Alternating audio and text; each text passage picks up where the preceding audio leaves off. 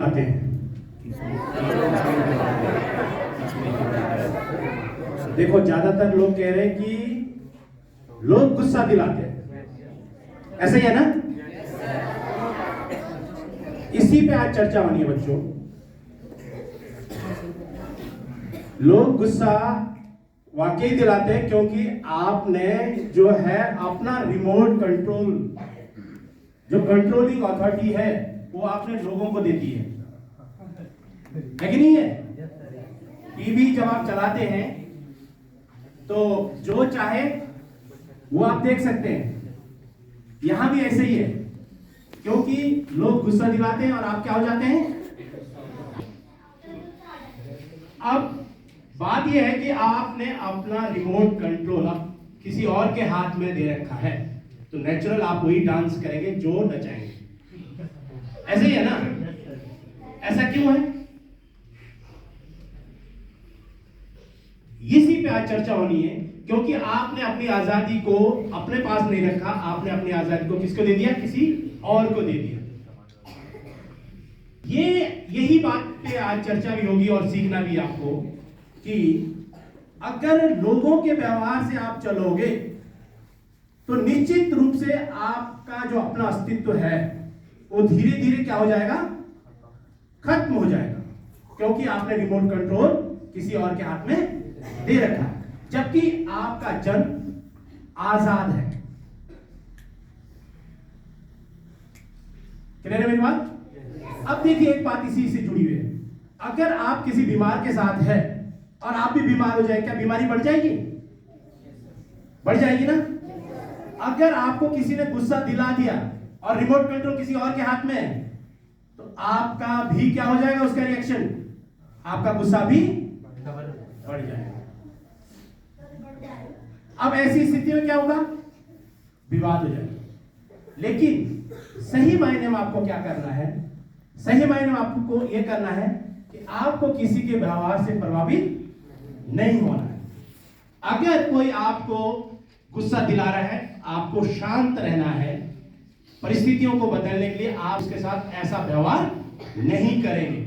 वो आपको एक दिन आपको यूज कर सकता है, एक दिन आपको गुस्सा दिलाएगा, 2 दिन आपको गुस्सा दिलाएगा, लेकिन हमेशा जब आपके साथ आपका उसका जो रिएक्शन होगा आपका उल्टा, अगर उसका वो रिएक्शन आपको बदले में नहीं होगा, उसके साथ आप अच्छा व्यवहार करोगे तो निश्चित रूप से क्या करना है? आप धीरे धीरे उसका व्यवहार भी आप अपने व्यवहार से बदल देंगे। क्योंकि अगर उसने गुस्सा दिलाया, आपने गुस्सा कर दिया, तो इसका मतलब रिमोट कंट्रोल बोर्ड उसके हाथ में है। अगर उसने गुस्सा किया और आपने गुस्सा नहीं किया, ये इसका मतलब है कि आपने अपने व्यवहार से उसको बदल दिया।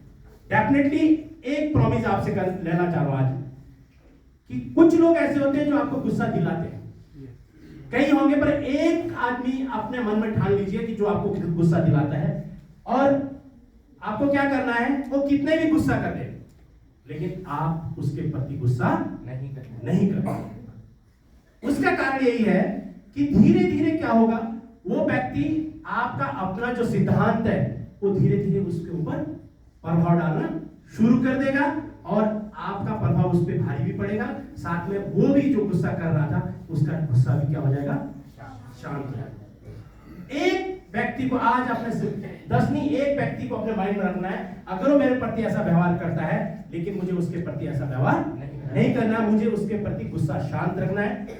गुस्सा का मतलब यह है कि भाई हो सकता है वो आपसे नेगेटिव बात करता हो, आपको उस बातों में नहीं आना है। आप आजाद हैं, आपका रिमोट कंट्रोल आपके पास होना चाहिए।